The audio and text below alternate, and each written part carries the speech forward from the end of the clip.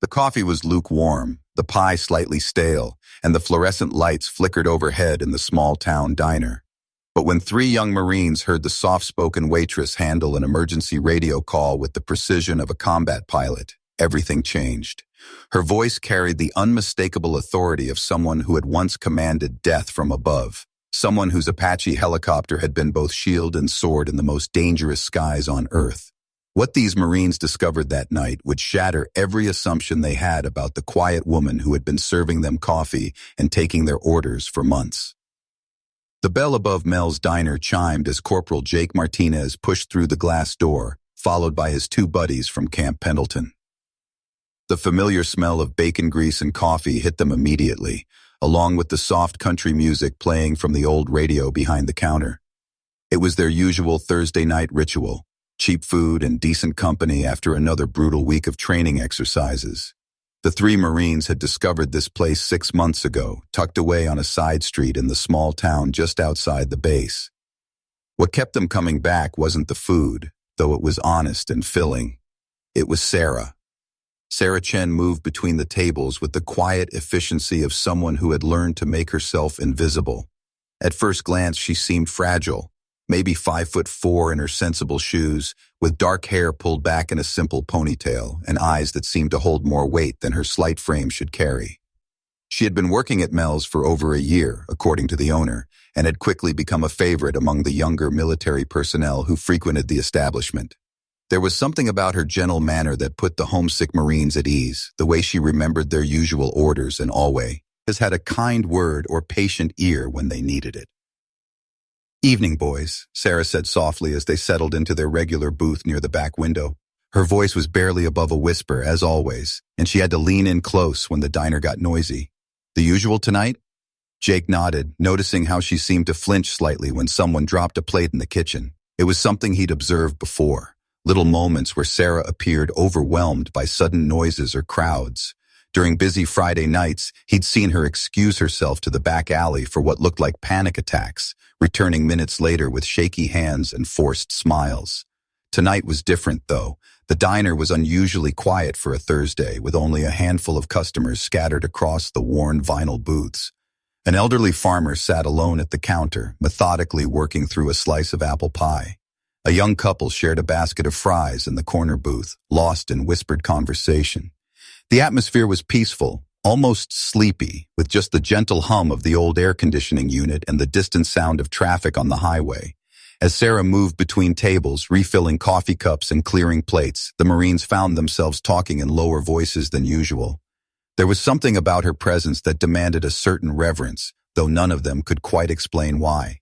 She seemed to glide rather than walk, her movements economical and precise despite her apparent nervousness around sudden sounds or large groups. When she smiled, which was often, it never quite reached her eyes, as if she were seeing something beyond the confines of the small-town diner. The old CB radio behind the counter had been crackling with static all evening, occasionally picking up fragments of trucker conversations or weather reports. Mel, the gruff owner, usually kept it turned to low for background noise, but tonight the reception seemed unusually clear. As Sarah approached their table with a fresh pot of coffee, the radio suddenly burst to life with an urgent transmission that made everyone in the diner look up. "Mayday, Mayday, this is Flight 709 declaring emergency. We have engine failure and need immediate assistance with emergency landing procedures. Visibility near zero, instruments failing. Anyone with aviation experience, please respond immediately. Lives at risk. Over." The diner fell silent except for the desperate voice crackling through the old speaker. Jake saw the elderly farmer shake his head sympathetically, and the young couple looked at each other with concern. This was clearly a small aircraft in serious trouble, probably lost in the fog that had rolled in from the coast earlier that evening. The pilot's voice carried the edge of barely controlled panic that every military person recognized, someone fighting to maintain composure while staring death in the face.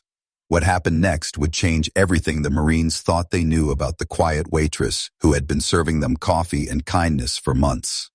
Sarah Chen, who seemed to jump at loud noises and struggled with busy dinner rushes, calmly set down the coffee pot and walked directly to the radio. Her posture shifted, her shoulders squared, and when she reached for the microphone, her hand was perfectly steady. The transformation was so complete, so immediate, that Jake felt the hair on the back of his neck stand up. When Sarah spoke into that microphone, the voice that emerged was nothing like the gentle whisper they had grown accustomed to. It was clear, authoritative, and carried the unmistakable tone of someone accustomed to being obeyed without question. Flight 709, this is Apache led. I copy your emergency transmission. Calm your breathing and listen carefully to my instructions. You're going to make it. Home tonight, pilot. Do you copy? The change in Sarah was so dramatic that Jake wondered if he was witnessing some kind of possession. The woman who had seemed overwhelmed by dinner rushes now commanded the radio with the confidence of someone who had talked pilots through life and death situations before. Her voice cut through the static with surgical precision, each word deliberate and measured. Flight 709, I need you to focus on my voice and follow my instructions exactly. First, confirm your altitude and heading. Take your time, but be precise. The pilot's voice came back immediately, noticeably calmer. Apache led, Flight 709 at approximately 2,000 feet, heading 270 degrees. Thank you for responding. I've got a family on board and my engine is running rough. Visibility is 0 in this fog and my GPS is acting up. Sarah's response was immediate and professional. Copy that, 709. I understand you have precious cargo on board. We're going to bring everyone home safely tonight. I need you to reduce power to minimum sustainable settings and begin a shallow descent to 1,500 feet. There's a municipal airport 12 miles southeast of your current position. The runway lights should be visible once you drop below the fog layer. Jake exchanged glances with his fellow Marines, Corporal Danny Roberts and Lance Corporal Miguel Santos. They had all heard enough military radio traffic to recognize authentic aviation expertise when they heard it. This wasn't someone reading from a manual or guessing at procedures. Sarah was demonstrating the kind of calm competence that came from years of experience in high-stakes situations. Her instructions were specific, her timing perfect, and her ability to project confidence through the radio was nothing short of masterful. For the next 20 minutes, Sarah guided the struggling aircraft through a complex emergency descent procedure, coordinating with air traffic control and local emergency services with the efficiency of a seasoned combat pilot. She had the pilot adjust his approach angle twice, helped him troubleshoot his failing instruments, and even provided psychological support when his voice began to crack under the stress. Stay with me, 709. You're doing everything right. Your family is counting on you to stay calm and follow procedures. I've seen pilots land safely in much worse conditions than this. The diner had become completely silent except for the radio conversation. Other customers had gathered around the counter, drawn by the unfolding drama and Sarah's remarkable transformation. The elderly farmer stood with his coffee cup forgotten in his hands, and the young couple had abandoned their fries to listen. Even Mel had emerged from the kitchen, wiping his hands on his apron and staring at his soft-spoken waitress with newfound respect and confusion. As the emergency landing reached its critical phase, Sarah's voice never wavered.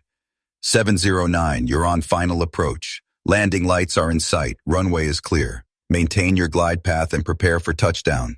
You've got this, pilot. Bring your family home. The tension in the diner was palpable as everyone waited for confirmation that the aircraft had landed safely. When the pilot's voice finally crackled through the speaker with Apache-led Flight 709 is on the ground, all souls safe, a cheer went up from the gathered customers.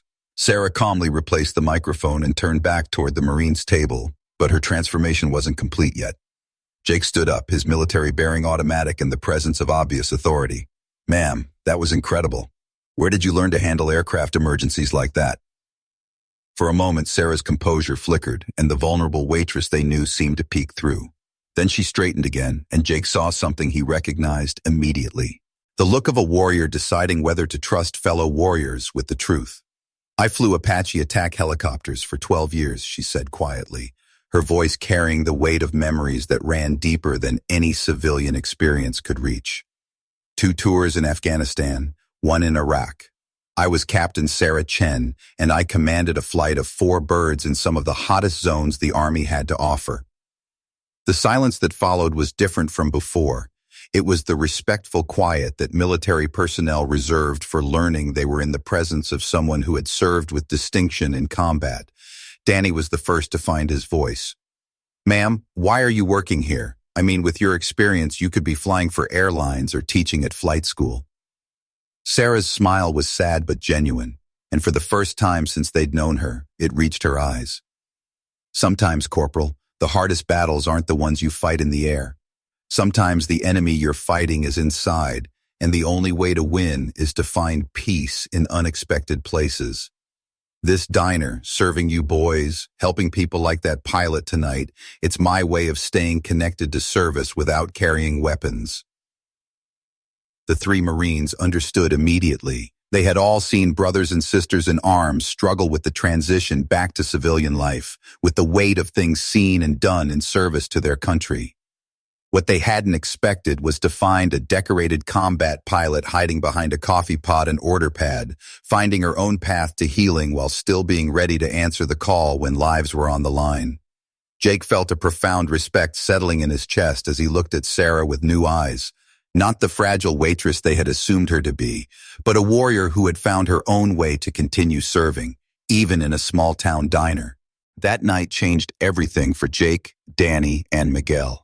They continued to visit Mel's diner, but now they came not just for the food and fellowship, but to spend time with someone they recognized as a fellow warrior who had found her own path to peace. Sarah never spoke much about her combat experiences, but occasionally, when the diner was quiet and the mood was right, she would share stories of courage and brotherhood that reminded them all why they wore the uniform. The evening also taught them a valuable lesson about the heroes who walk among us every day. The person serving your coffee, bagging your groceries, or teaching your children might have once stood between civilization and chaos, carrying responsibilities that would crush most people.